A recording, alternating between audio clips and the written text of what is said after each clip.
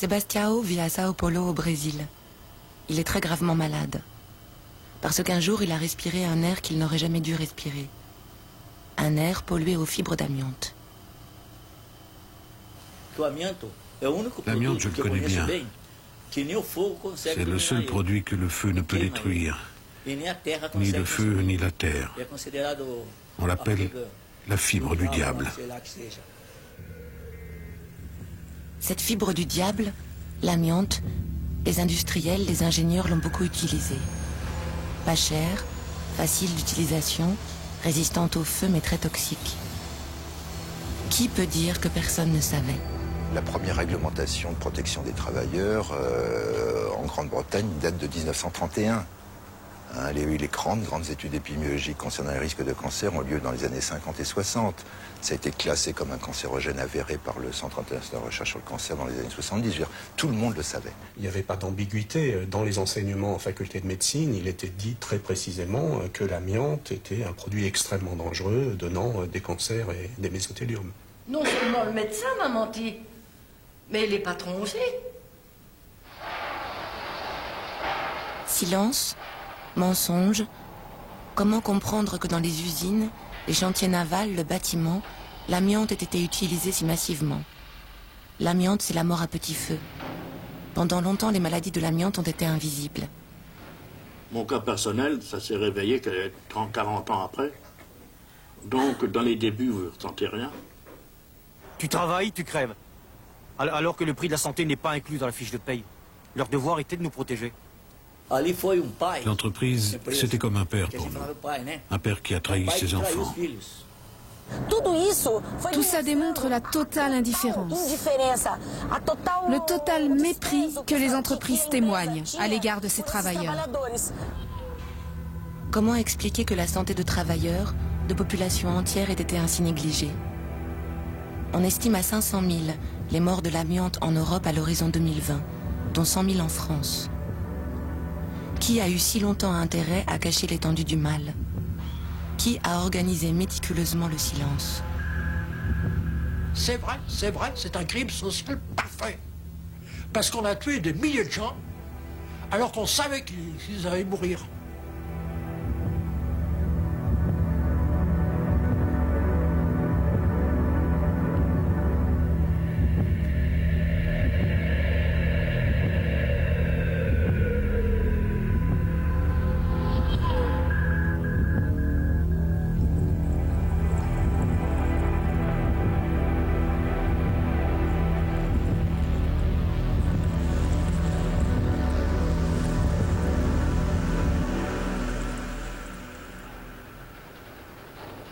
Il y a aujourd'hui des centaines de produits dangereux dans l'industrie. Est-ce inévitable? Le cas de l'amiante nous intéresse, tant la lutte pour s'en débarrasser est longue à l'échelle de la planète. Notre voyage nous emmène d'abord dans un pays où l'action des défenseurs de l'amiante a été particulièrement pernicieuse. Ce pays, c'est la France.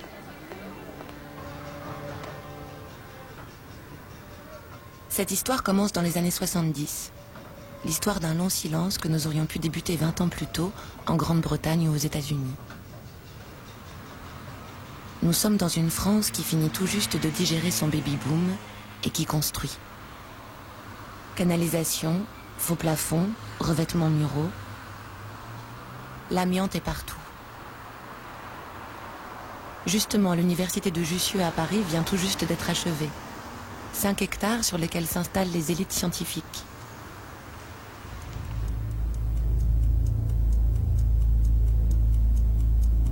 Et voilà qu'une poussière étrange venue des plafonds perturbe leurs habitudes. Analyse faite, il s'agit de fibres d'amiante issues de flocage. Nous étions interloqués parce que nous n'avions pas la moindre idée, un, du danger de l'amiante, et deux, du fait que nous avions de l'amiante partout au-dessus de nos têtes. En bons chercheurs, ils se documentent et se rendent très vite compte que l'amiante est toxique. Ainsi naît le collectif anti-amiante de Jussieu, imprégné de l'esprit de mai 68. Au même moment, des mouvements sociaux émergent dans les usines d'amiante. Alors que toutes les études scientifiques établissent déjà que l'amiante peut être mortelle, les ouvriers n'en sont pas informés. Lors de la fabrication de plaquettes de frein, tissu ignifugé ou amiante-ciment, ils transportent, broient, manipulent l'amiante sans grande précaution. Le collectif de Jussieu et les syndicats s'unissent et dénoncent ces conditions de travail dans Danger amiante, qui aura un énorme retentissement. On a commencé à parler des dangers de l'amiante. La chambre patronale a à ce moment-là publié une magnifique petite brochure, Vivre avec l'amiante, fibre de la terre. Dans ce petit livre, elle présente l'amiante comme un produit naturel que l'on peut domestiquer comme le feu. Pour convaincre, la chambre patronale utilise le discours des experts. D'un côté, le patron dit « les scientifiques veillent sur vous » et d'un autre côté, pour ne pas se mouiller, les scientifiques disent vous savez, bien sûr, il y a quelques problèmes, mais il y a surtout beaucoup de doutes et c'est plein d'incertitudes. Le doute n'est plus permis. Les savants réunis au Centre international de recherche sur le cancer de Lyon durant ce week-end, ces savants sont unanimes, l'amiante est bel et bien cancérigène. Tous les cancers, notamment respiratoires, qui sont les plus fréquents, cancer du poumon, les cancers de la plèvre, le risque est environ, chez les travailleurs exposés directement à l'amiante, est d'environ 40%, ce qui représente un risque énorme comparé à la fréquence du cancer dans la population générale. Cet avertissement est suivi d'une lettre au Premier ministre Raymond Barre. Une première réglementation sort en quelques semaines qui limite l'empoussièrement dans les usines, à savoir dans l'air que respirent les ouvriers, à 2 fibres par centimètre cube. Un décret bien tardif, quand on sait que des études se multiplient depuis les années 50 et 60 sur les dangers de l'amiante. Un décret surtout insuffisant, puisque même inhalé à très petite dose, l'amiante peut tuer. Il était clair que quand la France, en 1977, prend comme valeur 2 fibres par centimètre cube, on ne protège absolument pas les ouvriers contre le risque de cancer. L'ambiance générale, c'était il faut informer les salariés sans dramatiser. Comment est-ce qu'on peut informer sans dramatiser au sujet de pathologies qui, lorsqu'on les contracte, tuent systématiquement? Voilà. Jamais personne n'est venu nous avertir de ces dangers. Jamais personne ne nous a dit de nous protéger. Moi, j'ai jamais pensé à ce seul instant que j'allais mourir de l'amiante ou que mon mari serait décédé de l'amiante. Jamais. Ou un maladie professionnelle, à l'âge que j'avais, bon, ça ne m'inquiétait pas du tout. Hein. Les ouvriers venaient dans les consultations pour avoir leur papier, pour être aptes, parce que l'emploi, voilà. Et donc, on a tous signé, tous, y compris ceux qui ont mené les batailles, ont tous signé des certificats disant que les gens étaient médicalement aptes, ce qui est une indignité au plan médical, mais on n'avait aucun moyen. La société, quand même, nous manifestait que ce dégât en termes de santé, c'était le prix à payer pour l'enrichissement collectif. Si on avait été pour la suppression totale de l'amiante à l'époque, je pense que ça aurait fait un vrai scandale. Il y a une question primordiale pour le travailleur. C'est le travail. La santé ensuite. Oui. Le décret de 77 et le concept de l'usage contrôlé a conduit, à mon sens, la CGT et l'ensemble des organisations syndicales à baisser leur garde par rapport aux risques encourus par les salariés. Donc, effectivement, le front, si vous voulez, anti-amiante, s'est lézardé.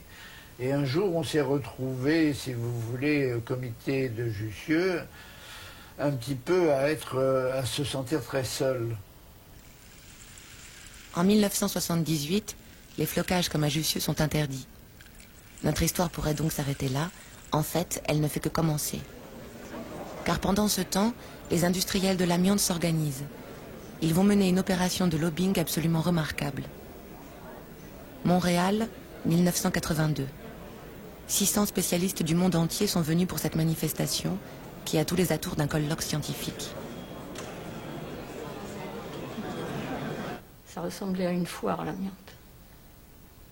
J'ai mis du temps à m'y retrouver parce qu'il y avait... C'était pas comme les congrès médicaux. Là, il y avait des gens de partout dans le monde, des producteurs d'amiante, des vendeurs. Enfin, il y avait toutes les corpos. On n'était pas entre scientifiques. Mais c'était les scientifiques qui étaient sommés de donner des normes d'utilisation d'amiante.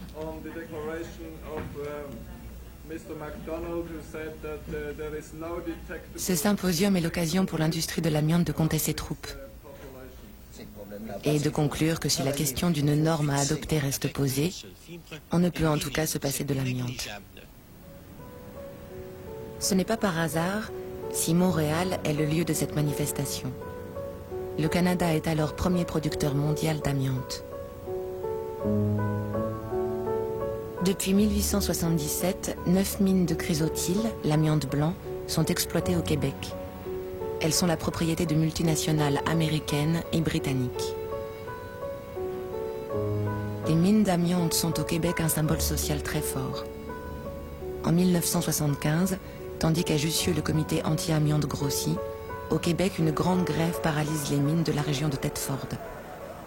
Pendant 7 mois, les mineurs dénoncent les conditions de travail insalubres et les ravages de la maladie des travailleurs de l'amiante, l'asbestose.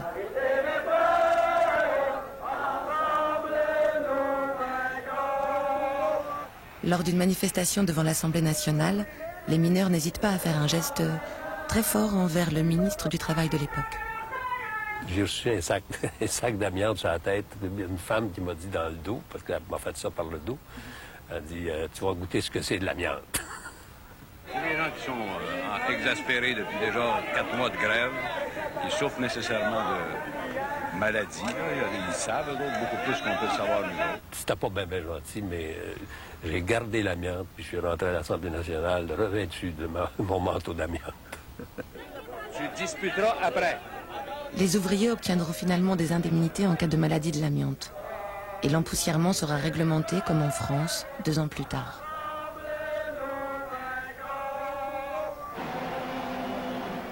L'année suivante, en 1976, les Québécois élisent pour la première fois un gouvernement indépendantiste, dirigé par René Lévesque.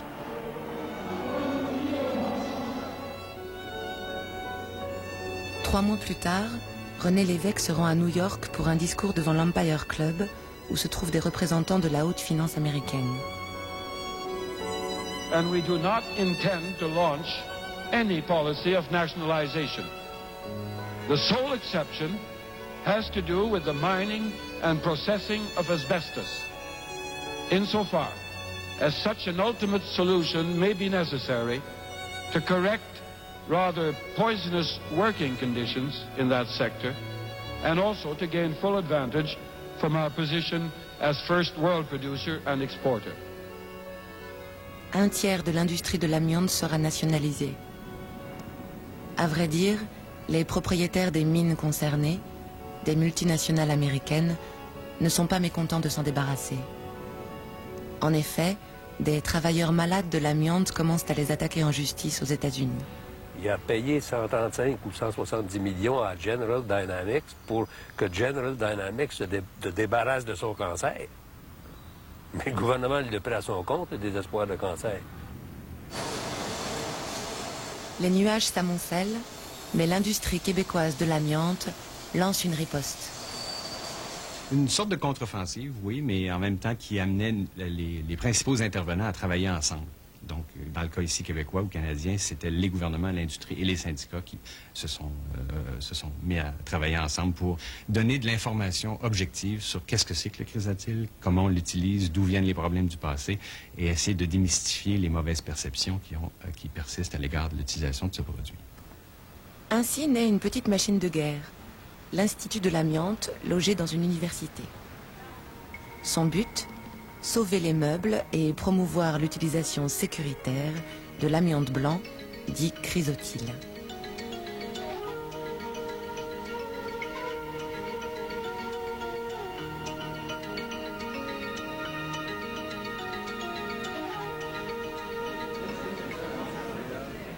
En France aussi, on a su tirer la leçon de Montréal. Intéressant.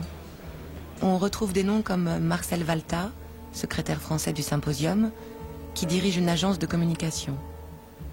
Et cette même agence travaille pour les industriels de l'amiante depuis les années 70.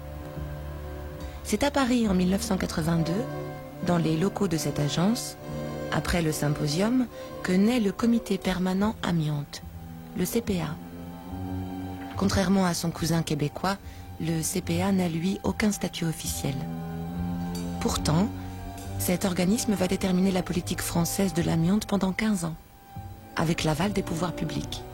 À sa tête, le directeur général de l'INRS, organisme public chargé d'informer sur les risques industriels. Le CPA, au départ, a été défini comme un lieu vide, un lieu de réflexion, sans statut, sans budget. C'était un lieu de rencontre. C'est ce que souhaitaient les créateurs du CPA au tout début. C'était effectivement le lieu de réflexion sur l'amiante où il fallait être à l'époque. Parmi ses membres, outre les industriels, on retrouve les représentants de 5 ministères et surtout des scientifiques. En France, on aime bien les institutions de prestige comme les académies. On trouve donc au CPA un membre de l'Académie de médecine, le professeur Fournier. Et puis, entrent dans le CPA certains scientifiques qui s'étaient distingués dans la contestation, comme le professeur Bignon.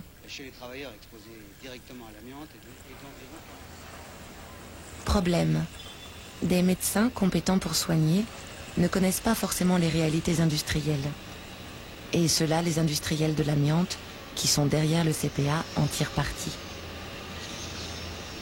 À partir du moment où le message qui nous était donné était de dire qu'il était nécessaire pour des raisons économiques, pour des raisons techniques, pour des raisons industrielles, de continuer à utiliser ce matériau, la question subsidiaire était peut-on le faire dans des conditions qui protègent la population. Quand moi je disais il faut supprimer l'usage de l'amiante dans les freins, il me disait mais vous y pensez pas, ce serait une catastrophe, les camions vont tous rentrer dans les murs, etc. Je dis mais qu'est-ce que vous me racontez? Les camions Volvo que vous avez déjà sur les routes, il y a belle lurette qui n'ont plus d'amiante dans Ah bon, vous croyez bon. Nous étions dans l'incapacité totale de pouvoir dire si oui ou non on pouvait remplacer l'amiante par autre chose, parce que ça c'est un problème d'ingénieur, c'est pas un problème de médecin. Consciemment ou pas, les scientifiques contribuent en tout cas à faire croire que l'utilisation de l'amiante ne peut être remise en question. Et puis, la grande force du CPA est d'intégrer les membres de certains syndicats. Effectivement, la CGT considérait qu'à un moment donné, son action au sein du CPA créait des conditions pour une amélioration réelle de la prévention sur les lieux de travail. Mon organisation a refusé d'y participer. Parce qu'on disait qu'en fin de compte, le CPA, c'est simplement une entreprise de marketing en vue de réhabiliter l'emploi de l'amiante, et puis après, c'est tout. C'était les industriels qui, effectivement, finançaient le fonctionnement général du CPA et l'édition des documents du CPA. Les industriels financent donc des documents rédigés sous la houlette d'un organisme public, l'INRS, qui n'y trouve rien à redire. Objectif, empêcher toute interdiction de l'amiante. Leurs arguments s'appuient sur la doctrine de l'usage contrôlé, chère aux Canadiens, à savoir surveiller l'utilisation de l'amiante sur les lieux de travail. En mettant en avant la prévention, c'est une manière habile de pouvoir poursuivre l'utilisation de l'amiante. Dès lors, en France, des années fastes s'annoncent pour les industriels de l'amiante, et particulièrement pour 2 d'entre eux, Saint-Gobain et Eternit. Ils tiennent 90% du marché de l'amiante-ciment, utilisé principalement dans le secteur du bâtiment. Conséquence, en 1991, la France occupe la première place dans l'importation de l'amiante. Et pourtant, pendant ce temps, les Allemands, eux, s'inquiètent pour leur santé. À partir du moment où on a eu la confirmation du lien entre mésothéliome et amiante, il nous a été plus facile de mettre en évidence des cas de cette maladie et donc d'établir de véritables statistiques de maladies professionnelles. Une fois que nous avons eu les statistiques, nous avons essayé très tôt d'édicter une réglementation européenne. Nous n'étions pas producteurs d'amiante. Alors les interdictions que nous avons faites en Allemagne concernaient d'abord l'importation. L'Allemagne interdit l'amiante progressivement dès la fin des années 80, dans les différentes branches de l'industrie. Elle rejoint ainsi les pays d'Europe du Nord, l'Autriche et les Pays-Bas qui l'ont déjà banni. Pendant ce temps, à Bruxelles, on discute d'une interdiction à l'échelle de l'Europe. Mais les représentants européens se heurtent à un véritable front du refus, mené, mais oui, par la France.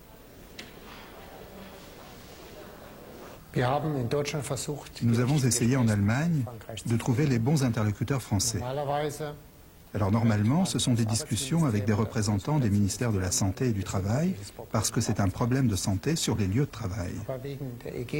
Mais en raison des discussions dans l'Union européenne au sujet du marché intérieur, notre partenaire, c'était le ministère français de l'Industrie. Il n'était donc pas simple, lors de nos réunions à Paris, de les convaincre de l'importance de la protection du travail. Petite précision. Le représentant du ministère français de l'Industrie est aussi membre du CPA. Le but du CPA en France et en Europe est toujours le même, retarder l'interdiction.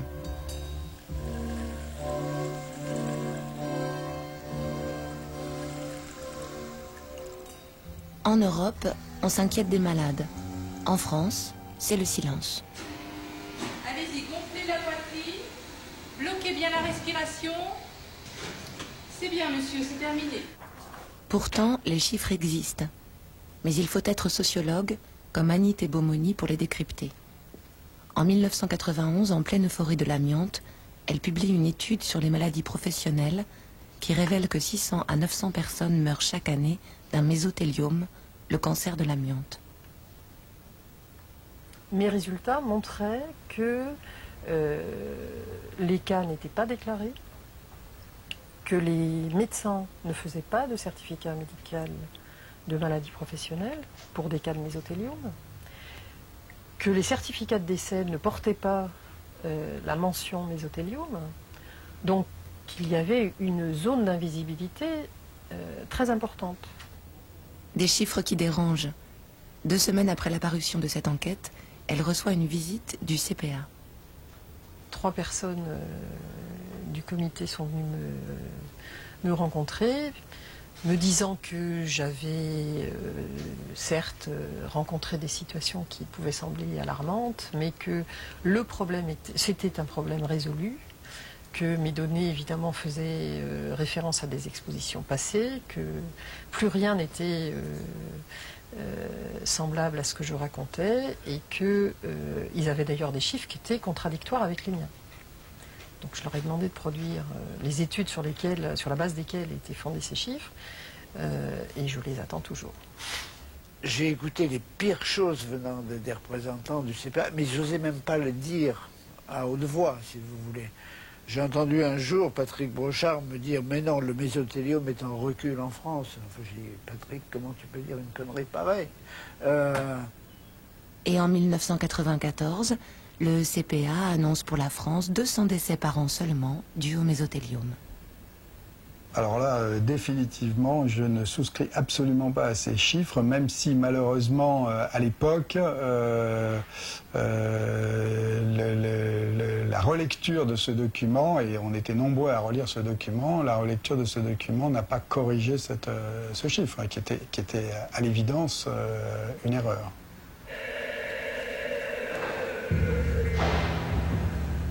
200 morts, 900 morts, on est bien loin du compte. » Dans la France de 1994, on ignore l'étude d'un épidémiologiste, Julian Pétot, publiée au Royaume-Uni. C'est très spectaculaire. On avait d'une part, quand vous regardez en fonction des années, la courbe en cloche qui représente la courbe des importations d'amiante en Grande-Bretagne, et puis décalée de 30 à 40 ans, vous avez en gros la même courbe sur la mortalité des gens par mésothéliome. C'est-à-dire que c'est les temps de latence de ce type de cancer. Alors, ce n'est sans doute pas par hasard si environ 30 ans après sa construction, l'université de Jussieu fait à nouveau parler d'elle. Où l'on se rend compte que même hors des usines d'amiante, cette fibre peut rendre malade. On s'est mobilisé sur le fait qu'on a découvert qu'il y avait à Jussieu des cas de maladies professionnelles liées à l'amiante. Et ça paraissait quelque chose de complètement aberrant. Comment pouvait-on continuer, nous qui étions dans des laboratoires, à demander au personnel des services techniques de passer des câbles, etc., à partir du moment où c'était quelque chose de dangereux. Donc on s'est dit, stop. L'amiante est partout. Ces maladies, ces morts aussi. Il faut ce déclic pour que des journalistes commencent enfin à enquêter.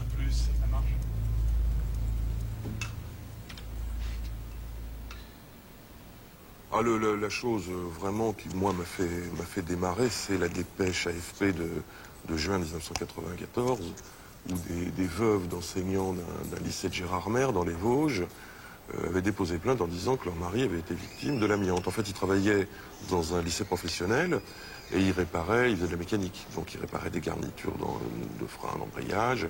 Et évidemment, là-dedans, il y a de l'amiante. Tant que c'était des ouvriers qui mouraient de l'amiante, ça ne posait aucun problème. L'amiante, ça a explosé au moment où, dans un établissement scolaire, on a eu plusieurs professeurs qui ont été atteints. Et à ce moment-là, ça devient un scandale.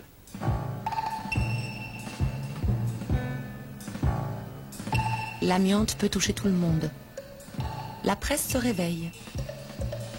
Et l'enquête du mensuel Science et Avenir, en juin 1995, fait beaucoup de bruit.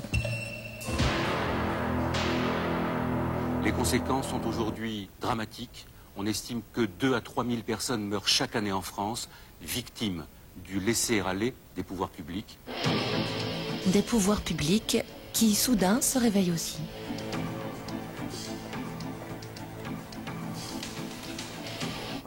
Je crois, vous l'avez dit au début de vos propos, c'est nouveau comme attitude. Nous n'avons effectivement jamais pris à bras le corps, dans toute sa globalité, le problème de l'amiante. Je vous ai amené cet objet qu'on trouve, qui est ce fameux grille-pain. Madame Hubert, touchez-le. Oui, oui, non, mais je connais, j'en ai un. Vous le connaissez. Devant ces phénomènes nouveaux, l'amiante, la vache folle, il faut d'abord une méthode. La méthode, ça doit être, dès qu'un phénomène apparaît, de l'évaluer très rapidement, de réagir immédiatement, et ceci dans une situation de transparence totale. C'est-à-dire il faut que l'opinion publique sache tout. Il faut que la communauté scientifique puisse se prononcer dans les meilleures conditions, les meilleurs délais. Dès lors, tout s'accélère en 1996, avec l'expertise collective au sujet des effets de l'amiante sur l'organisme, commandée par les pouvoirs publics à l'INSERM, Institut national de la recherche médicale. Là aussi, impact médiatique attendu. Rapport qui annonce des choses terribles, à peu près 2000 morts, 100 000 à venir, des professions, 120 professions concernées, enfin, une série de révélations. Tout ce que nous avons écrit était déjà connu, quelque part. Bon, ce qui a été un tout petit peu peut-être, c'est le calcul que nous avons fait du nombre, l'estimation du nombre de décès annuels, mais les ordres de grandeur étaient déjà largement connus.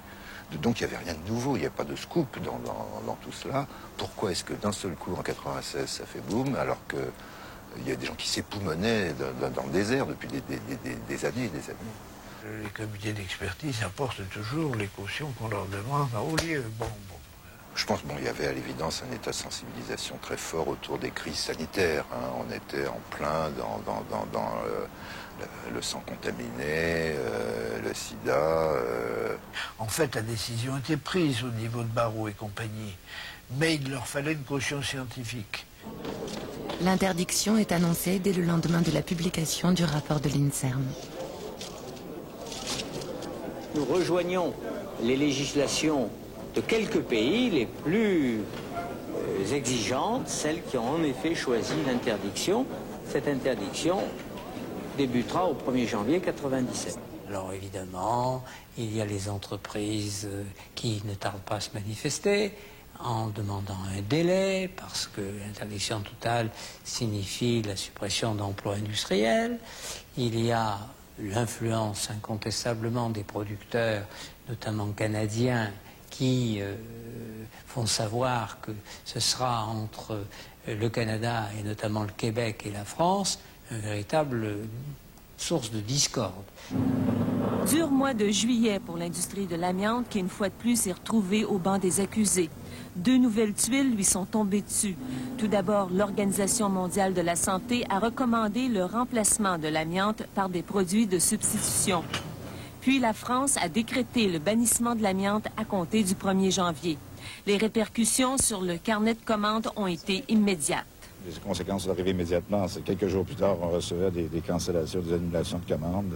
Même, on a eu un client qui est pas trop loin, en Espagne, qui nous a dit de suspendre des expéditions jusqu'à temps qu'il voie un peu plus clair au niveau de cette politique-là. L'Europe n'est pas le marché principal du Québec, qui exporte d'abord dans les pays d'Asie. Mais l'interdiction française a de grandes répercussions. À partir du moment où la France annonce avec fracas qu'ils vont bannir l'amiante et que des études françaises disent que tout le monde va mourir, je me souviens plus combien de milliers de personnes étaient supposées mourir de ça à chaque année, là, des suites de ça à chaque année. Mais écoutez, vous comprendrez que ça se rend aussi, ça fait écho dans les autres pays. C'est cet effet domino qu'on voulait éviter, donc on allait expliquer. Dès juillet, ils étaient dans mon bureau. Pour m'expliquer que Chrysotil, c'était pas du tout méchant, que c'était comme du sel ou du sucre.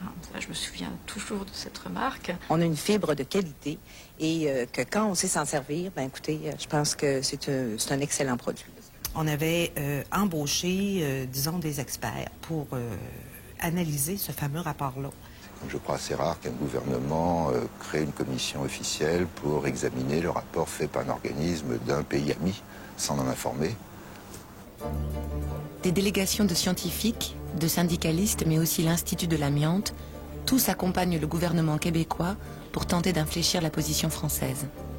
Or, les pouvoirs publics français, qui hier protégeaient l'amiante, aujourd'hui dénoncent le terrible matériau. Le 1er janvier 1997, la France interdit l'amiante sous toutes ses formes. On aurait pu interdire l'amiante dès la fin des années 70. Dès lors se posent quelques questions. Entre 1977, où les pouvoirs publics avaient reconnu les dangers de l'amiante, et 1997, où commence l'ère du désamiantage, 20 ans se sont écoulés. Pendant ces 20 ans, a régné le dogme de l'usage contrôlé de l'amiante. Aujourd'hui, c'est absolument clair. L'usage contrôlé, c'était une illusion totale. L'amiante était diffusée dans la société et on aurait pu éventuellement contrôler l'usage dans les sites de production. Mais après, une fois que l'amiante s'en allait partout, c'était absolument impossible. Les enfants à l'école maternelle qui marchent sur des dalles en dallamie, qui est un matériau dans lequel il y a de l'amiante, à force d'usure, le dallamie va relarguer de l'amiante. Donc, dans la sidérurgie, le tour des portes des fours était isolé à l'amiante avec des tresses d'amiante, donc des textiles amiante. Avec la chaleur, très vite, ça se dégrade et vous avez des fibres en suspension. Donc, techniquement, l'usage contrôlé de l'amiante n'est pas possible. 20 ans pour prendre acte de ce que l'on savait déjà. Alors, le soupçon vient. Comme si tous les beaux discours avaient surtout servi à retarder une décision inévitable. 20 ans pour que les industriels trouvent le temps de mettre au point de nouvelles fibres pour remplacer l'amiante. Dès qu'on a su que les produits à base d'amiante pouvaient être dangereux, l'industrie a travaillé sur des matériaux de remplacement. Ce que nous avons, nous, observé, c'est que ça n'a pas empêché des industries qui existaient de continuer à exister. Donc, manifestement, on a trouvé d'autres solutions. Et ces solutions, elles existaient peut-être depuis plus longtemps qu'on ne le pensait. Et en effet, certains industriels, comme Eternit, avaient déjà développé un savoir-faire sans amiante dès les années 80, pour les pays ayant déjà banni l'amiante. comment penser que ces industriels étaient les seuls dans ce cas? Toujours est-il qu'en France, l'amiante, c'est fini. Adieu ses défenseurs, adieu le CPA. Ce qu'il y a de formidable, c'est que le CPA, le Centre permanent de l'amiante, est disparu comme ça. Sans rien, sans rien. Tout d'un coup, il a disparu. À partir du moment où il était clair que la décision de bannissement complet de toutes les formes d'amiante était prise, ce groupe de travail n'avait plus aucun rôle à assurer. Mais le CPA n'avait pas d'existence propre, donc le CPA, la disparition du CPA s'est passée un peu comme sa création, je dirais. Mais les pays producteurs d'amiante, Canada en tête, ne désarment pas. L'interdiction de l'amiante est une entrave à la liberté commerciale, affirme-t-il. En 1998, le Canada attaque la France devant l'Organisation mondiale du commerce. Ça n'a jamais été un problème de santé publique, ça n'a jamais été un problème d'environnement. On a essayé de le faire ainsi, de faire croire que c'était un problème d'environnement ou de santé publique, mais en réalité, c'était une manière de contourner les règles du commerce international pour pouvoir imposer un bannissement. Donc si l'argumentation des Canadiens était bonne, scientifiquement, ça signifie que chez eux, en tous les cas, il n'y avait pas de problème. Donc on leur a demandé de nous fournir les données concernant l'évolution de l'incidence du mésothéliome année après année pour voir s'ils avaient échappé, eux, puisque leur amiante est inoffensif. Et évidemment, ils ne nous les ont pas donnés. La France, si longtemps défenseur d'un usage contrôlé de l'amiante, est devenue un de ses plus grands pourfendeurs. Après 3 ans de procédure, elle gagne contre le Canada. En fait, c'était la première fois que l'Organisation mondiale du commerce reconnaissait que des intérêts de santé publique justifiaient une entrave à la liberté du commerce.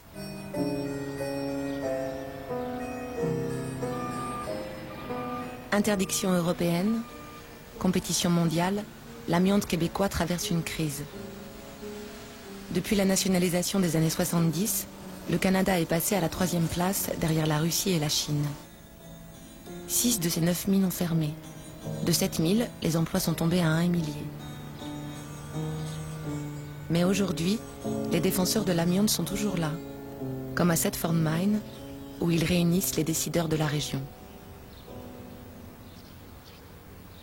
On tient à protéger le chrysotile parce que ça a été une fierté pour nous. Le chrysotile a permis à nos parents, à nos oncles d'y travailler puis de gagner leur vie. Ça a été une région prospère. Puis on pense que le chrysotile, s'il est regardé objectivement, on va se rendre compte que c'est un produit qui peut rendre des services à l'humanité. Une fierté, peut-être. Mais dans le Québec actuel, on retrouve de troublantes similitudes avec la France des années 80. Des industriels actifs, des pouvoirs publics bienveillants, des médecins peu écoutés. Or, la poussière d'amiante pollue encore et toujours les maisons et rend leurs habitants malades. Conséquence, on commence à s'inquiéter et à s'organiser. Mais regardons la réalité. Regardons simplement ici, il y a des mines d'amiante, des trous immenses avec des gros tas de résidus. Là, on nous dit, ces gros tas de résidus-là, ça a été mouillé, ça fait une croûte, il n'y a plus rien qui bouge. C'est pas ce que nous disent les gens. Dans ce jardin, le sol est pollué par les fibres d'amiante chrysotile.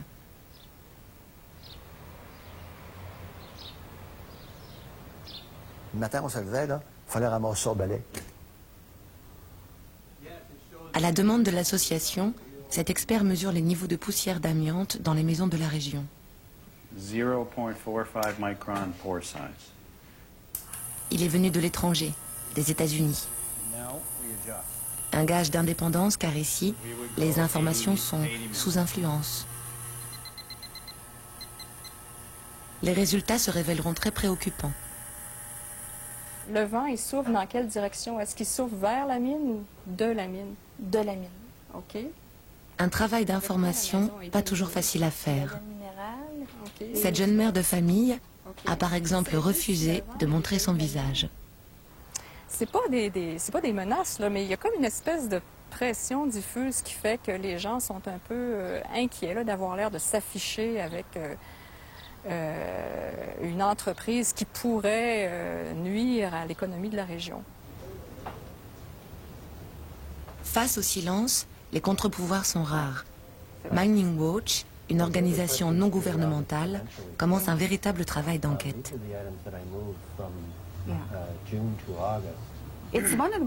C'est un des lobbies les plus efficaces que j'ai jamais vus. Il me fait penser au lobby du tabac. Le même genre de mythe, le même genre de science, le même genre de complicité entre les industriels, les travailleurs et le gouvernement. C'est un lobby dans le sens qu'il défend les intérêts de l'industrie. Évidemment, la raison pour laquelle on défend le chrysotile ici, ce sont des emplois en jeu, mais c'est aussi un principe, le principe de l'utilisation sécuritaire d'une ressource naturelle. Parce que la bataille actuellement, elle n'est pas sur le plan technique, elle est plutôt sur le plan commercial et politique. Et là-dessus, il faut s'équiper. Entre autres, l'image est importante. Et si, à défaut de faire disparaître l'amiante, on en faisait disparaître le nom?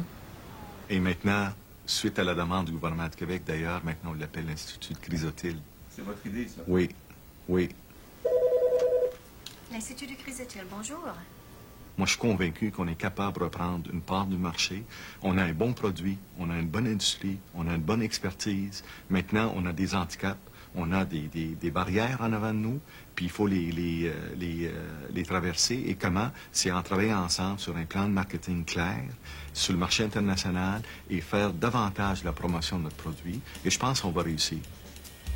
L'Institut de l'amiante, du chrysotile, poursuit son action à travers le monde. Formation, publication. L'Institut est très présent, et notamment au Brésil. Le Brésil est 5e producteur mondial d'amiante. Et les Canadiens soutiennent leurs confrères brésiliens. Et fonctionne un peu sur le même modèle, c'est qu'on leur a suggéré de calquer le modèle canadien, c'est-à-dire tripartite, industrie, gouvernement, syndicats. Et vous partagez avec eux les... Et on partage l'information, c'est ça. Eux le traduisent en portugais pour le bénéfice du pays, et puis on fait un échange d'informations constant. Cette mine d'amiante, propriété d'Eternit, est la plus grande d'Amérique latine. Elle est gérée par une société brésilienne, la SAMA, qui applique à la lettre l'usage contrôlé défendu par les Canadiens.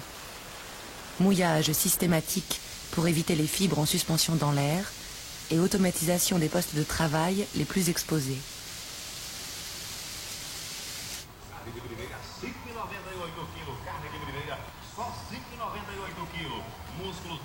À Minassou, on ne semble guère inquiet.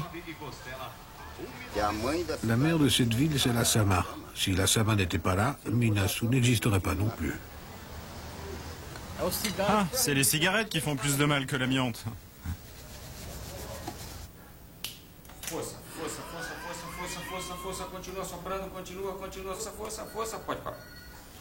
Donc, ici, tout semble aller pour le mieux. La loi brésilienne dit que la limite de tolérance pour les travailleurs est de 2 fibres par centimètre cube.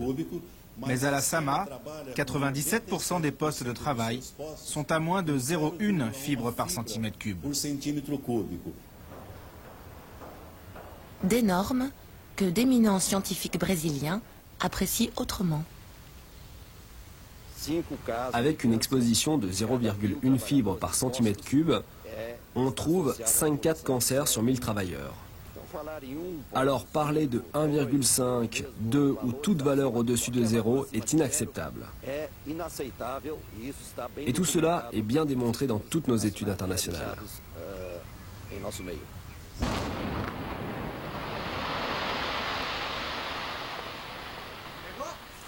Malgré ces avertissements, l'État brésilien de Goiás, où se trouve notre mine modèle, ne remet pas en cause l'industrie de l'amiante.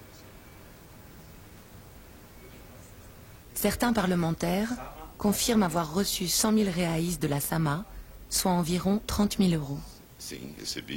Oui, j'ai reçu de l'argent, comme tous les parlementaires de Goiás, car c'est ainsi qu'est la politique au Brésil, transparente. Et l'argent versé passe par le tribunal électoral régional avec tous les documents. La SAMA est une entreprise apolitique. Dans le cadre de la législation nationale qui permet l'aide officielle pour tous les partis politiques, la SAMA a aidé tous ceux qui ont participé aux campagnes régionales. sans faire de différence. Vérification faite, 3 sénateurs et 6 députés sur 20, qui ont reçu de l'argent de la SAMA, ont quelque chose en commun. Ils sont tous pro-amiante. Lorsque plusieurs États du Brésil ont envisagé une interdiction de l'amiante, ces députés et sénateurs sont intervenus auprès de la Cour suprême fédérale pour annuler l'interdiction. Et ils ont eu, pour les soutenir, des aides extérieures. Il y a eu des audiences publiques et le Canada a été invité à faire une présentation. Alors, il y a eu des experts du gouvernement du Québec, du gouvernement du Canada, de l'Institut du Chrysotile qui ont passé 2 ou 3 jours à la Brasilia pour présenter aux audiences publiques le point de vue canadien et la science qui supporte notre position. Résultat, 2 États du Brésil sont revenus sur leur décision. Interdire l'amiante, impensable pour l'homme de la rue, dit-on. Car l'amiante est partout, toit et couverture, canalisation et réservoir d'eau. Pendant plus de 60 ans, les Français de Saint-Gobain, sous le nom de Brasilite, ou associés avec Eternit Suisse, ont régné sur le marché de l'amiante ciment. Mais Saint-Gobain, au Brésil, ce n'était pas seulement les usines d'amiante. Nous sommes à plusieurs centaines de kilomètres de Sao Paulo, dans l'état de Bahia. Ce trou rempli d'eau, ce sont les restes d'une mine d'amiante ouverte en 1937 par Saint-Gobain et exploitée avec la SAMA. 30 ans plus tard, la mine a été abandonnée avec ses déchets dans l'indifférence générale. Mais les mineurs, eux, sont tombés malades. Je travaillais sans masque, sans protection, sans lunettes, sans rien. J'avais juste un casque qui me chauffait la tête. Et quand je rentrais chez moi, après le travail, les gens me demandaient « Qu'est-ce que tu fabriques avec de la farine ?» À l'époque, j'avais déjà plus de souffle. Et aujourd'hui, j'ai toujours pas de souffle. Quand j'ai vu les médecins à la visite, ils m'ont dit que j'avais des plaques pleurales et du minerai dans les poumons. J'étais mineur. Je suis entré en 1955 et je suis sorti en 1963. Pour ce qui est de la maladie, j'ai fait des examens. Et le médecin là-bas m'a dit que j'avais comme une plante qui me mangeait les poumons. Et la SAMA vous a donné une compensation? Un plan de santé et aussi cette montre. Je ne mens pas que ça, cette montre-là. Les mauvaises conditions des travailleurs de l'amiante, dans les mines comme dans les usines, Fernanda Giannasi les connaît bien. Cette inspectrice du travail a souvent dû verbaliser des entreprises d'amiante qui ne respectaient pas les normes de sécurité. C'est dans cette usine que j'ai fait ma première inspection en 1996, quand je contrôlais les usines d'amiante ciment. Ça fait presque 18 ans, et je suis émue quand je passe par ici, et que je repense à tout ce travail que j'ai fait depuis tant d'années.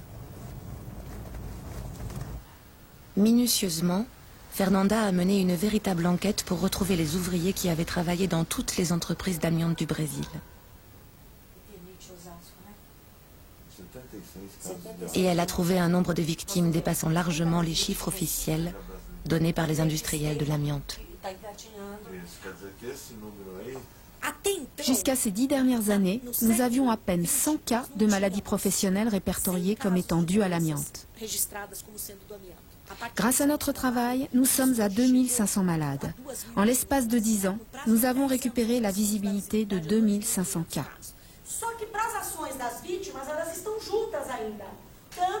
Grâce à l'aide qu'elle leur fournit, les victimes, de plus en plus nombreuses, s'organisent et commencent à inquiéter les industriels.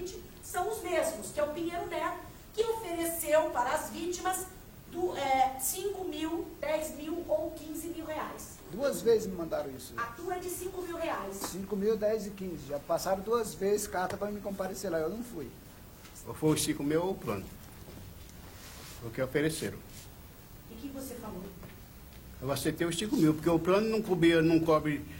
Se você precisar de uma internação, não cobre. Se você precisar de uma cirurgia, não cobre. O que nós estamos pedindo na ação? Souvent, les négociations n'aboutissent pas. Résultat, des actions en cours contre Saint-Gobain et Eternit.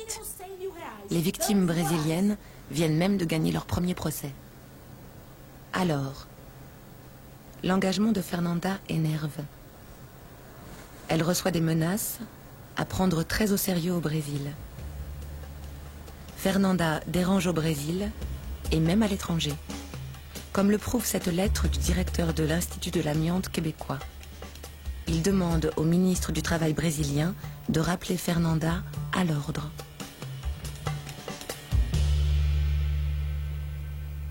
Bon, d'une part, elle ne respectait pas la politique de son pays.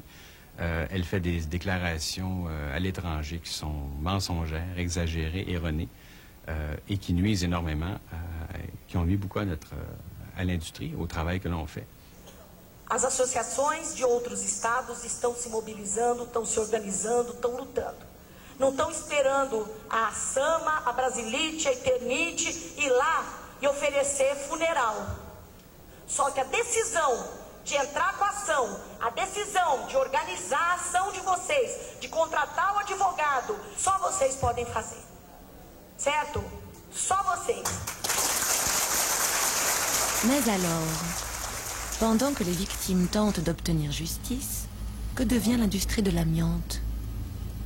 En quelques années, le paysage a évolué. Eternit, avec la SAMA, sa société d'exploitation, continue l'extraction et la transformation du minerai.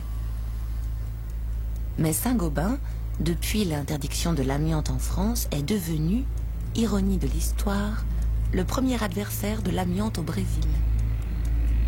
Alors évidemment, la décision de Saint-Gobain est une décision de rupture.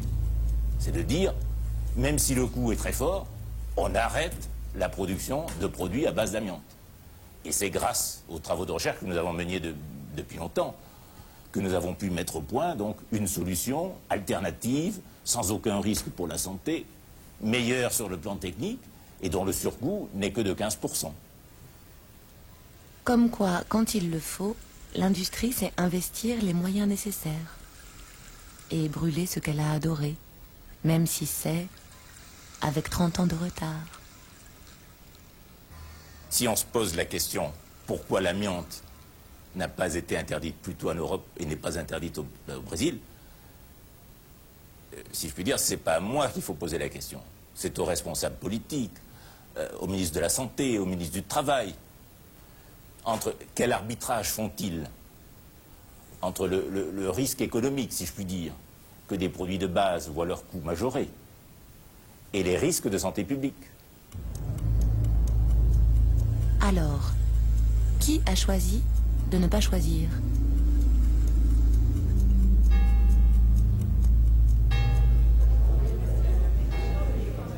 Cent ans d'amiante, 100 ans de silence. Retour en France où notre histoire avait commencé, avec 4000 décès annuels qui doubleront dans les 20 ans qui viennent. Les victimes et leurs proches sont toujours plus nombreux et mieux organisés. Les procès contre les employeurs se succèdent. 10 000 en France, presque tous gagnés. Pourtant, l'amiante, ce n'est pas fini. On attend toujours un vrai grand procès en responsabilité pénale.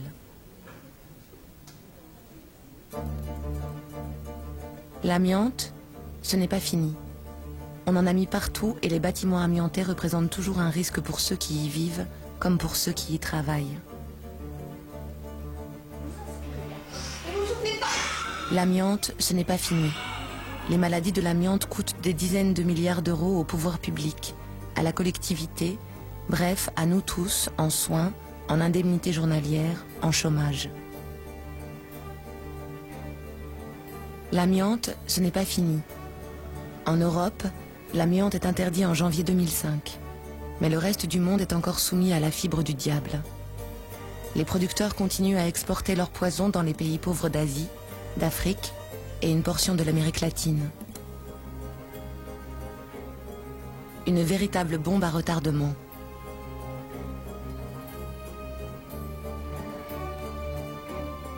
L'histoire de l'amiante n'est décidément pas terminée.